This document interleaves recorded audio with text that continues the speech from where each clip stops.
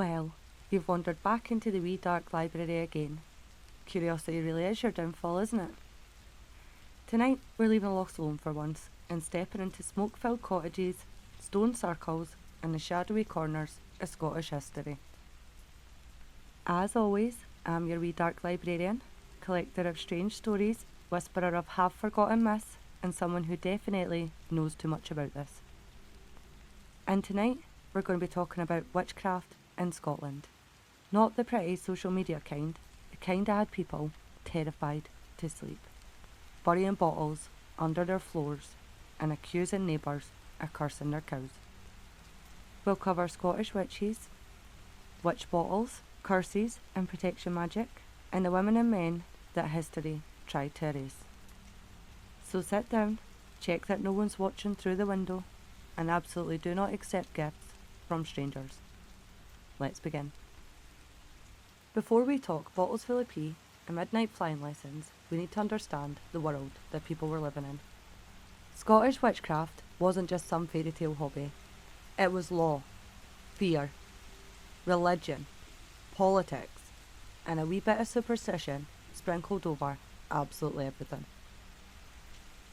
Between the 1500s and the 1700s, Scotland had one of the highest execution rates for witchcraft in Europe.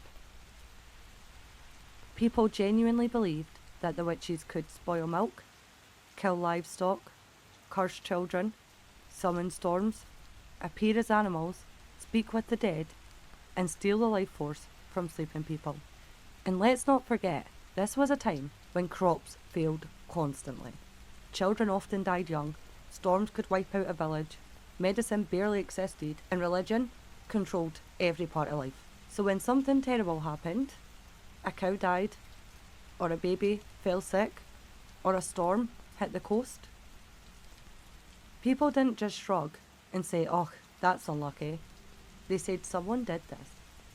A neighbour that you'd argued with, a healer who just knew too much, a woman who lived alone, a man who acted strangely, or someone who just didn't fit in.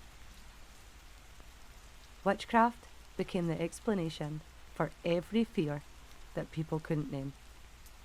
Now, on to one of my favourite bits of Scottish chaos. Witch bottles. These were not the aesthetic cottagecore jars. They were early modern panic grenades. Imagine that you think that your neighbour has cursed you. Your cow dies, your baby gets sick, your bread collapses for the third time in a row. What do? Well, obviously, you pee in a bottle, add rusty nails, hair, bent pins, and whatever else feels pointy or cursed, and you bury it under the floorboards. Inside these bottles, you might find urine, hair, nail clippings, pins, needles, ash, cloth, herbs, thorn branches, or even animal bones. They believed that your urine acted like a magical tracker. If someone cursed you, the spell would follow your essence, get pulled into the bottle, and catch itself on all the sharp metal inside. The curse would then twist, knot, and eventually burn itself out. Some people even heated the bottle in the fire, believing that it would boil the witch's magic and force the witch to fall sick until they lifted the curse. And here's the part that always gives me the bulk. These bottles have been found, still sealed, centuries later, hidden under floorboards and hearthstones. And the rooms they're found in? People swear that the air changes, that animals avoid that spot, that the lights flicker, and that it's like the bottle remembers something. Okay, grab a blanket because our first tale tonight is one of the wildest. The Witch of Fife. Long ago, an old couple lived together. The husband was quiet, sensible, the type to worry about the price of grain. His wife, however, well, she wasn't that. She slept out at night, vanished until dawn, came home, pale as moonlight, and tired like she had danced across kingdoms. Her husband finally cracked and said, "Are you a witch?" And she just went, Aye, as if he'd asked if she wanted her dinner. But, she said, if he swore to keep her secret, she would tell him everything. And she did. The next new moon, she said she went to a kirk on the moor and met with 4 women. They climbed onto branches of bay and hemlock that turned into horses, and off they went, galloping through the night. They hunted foxes, raced owls across the sky, swam the Forth like it was a puddle, and drank unearthly beer from horn cups crafted by no human hand. Then a tiny wee man, bagpipes under his arm, jumped out from under a mossy stone, and he played so beautifully the fish jumped out of the loch just to listen. The husband, he listened to all of this, and he just goes, "Aye, but were you no cold? You'd have been warmer in your bed." Typical. The next new moon, she and her friends took cockle shells for boats and sailed to Norway. They rode invisible horses of wind across mountains and glaciers. They joined a gathering of elves, fae, mermaids and brownies. They basically had a whole enchanted rave. She then told him that they learned secret words that could unlock any bolt or bar. So he did what any suspicious man would, and he spied on her. He hid in a cottage until he heard the witches gathering. Heard them speak the magic words, and away up the chimney they went. He was impressed, but mostly furious because she refused to teach him they words. He followed them straight to the bishop's cellar, where they all sampled wine that he absolutely should not have been drinking. He drank until he was half cut. He passed out and woke up surrounded by furious servants wondering how an old man had gotten into a locked room. This guy panics and says, "I came fae Fife on the midnight wind." Instant death sentence.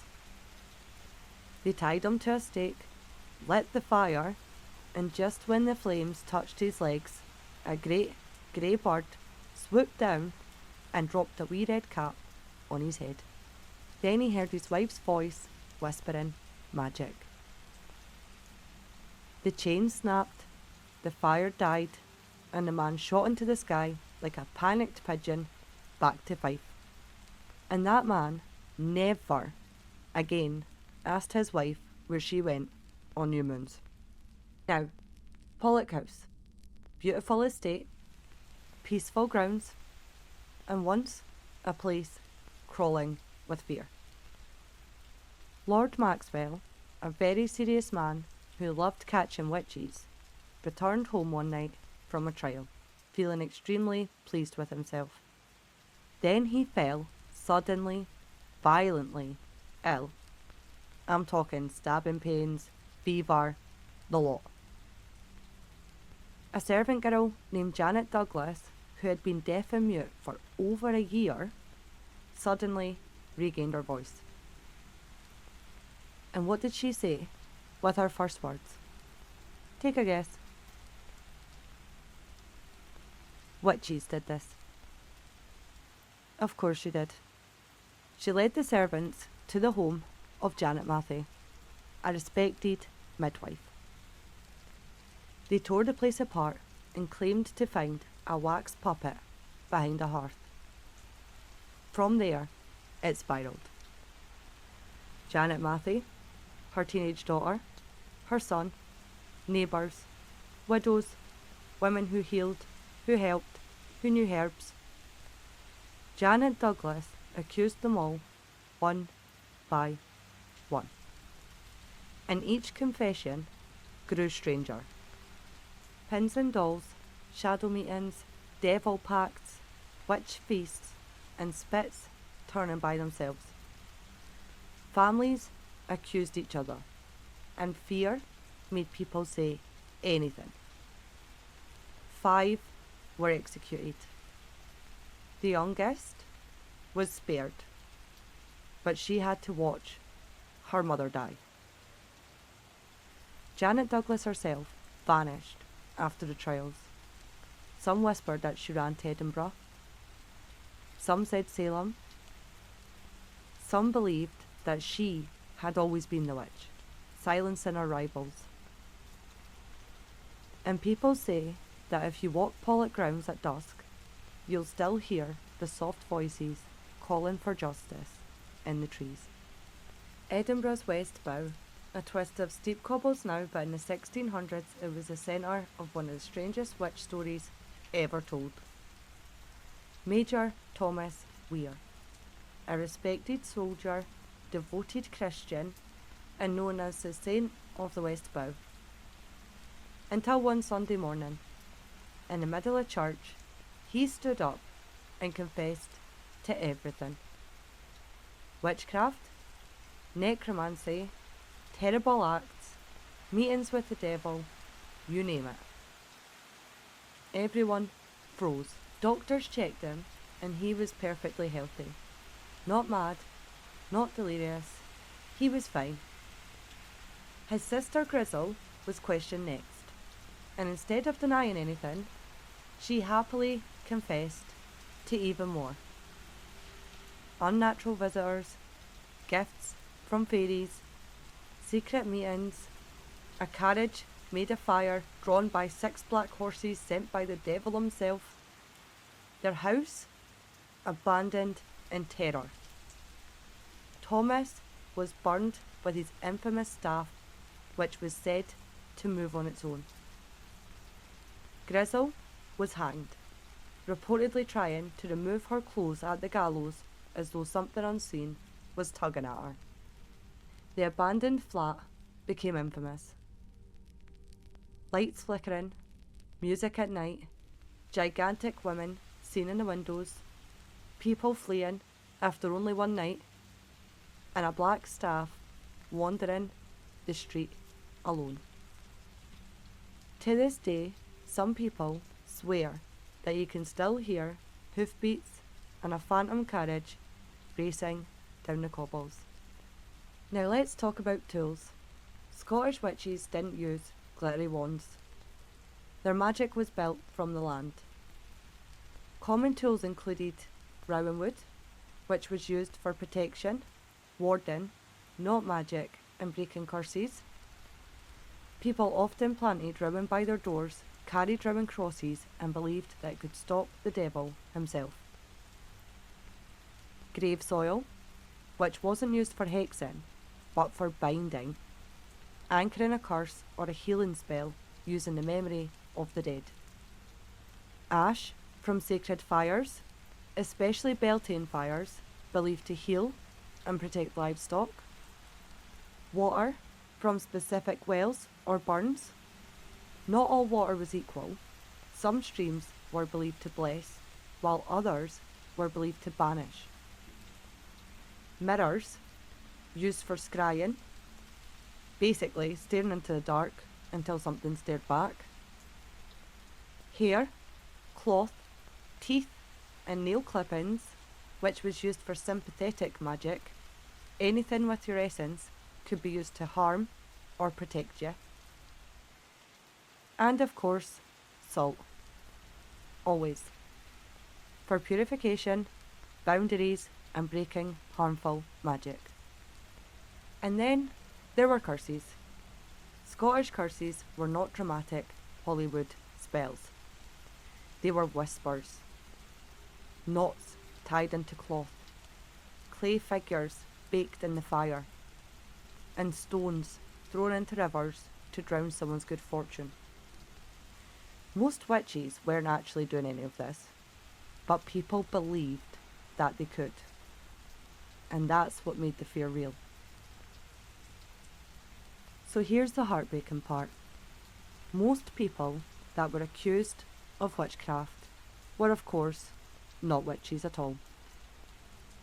These people were widows, healers, herbalists, midwives, the poor, the odd, the outspoken, the mentally ill, or just inconvenient. Witchcraft became a weapon. You could accuse someone because they annoyed you, they rejected you, they owned land that you wanted, or they simply sinned in the wrong way. Once you got accused, it was almost impossible to escape. Confessions were forced, stories got twisted, and neighbours turned against each other. Witchcraft wasn't really about magic, it was about fear, grief, control, and ultimately punishing anyone who didn't fit the mould. And that is the hidden side of Scottish witchcraft. Not just curses and spells, but fear, power, and the dangerous magic of belief. Witch bottles under floorboards were sealed with desperation.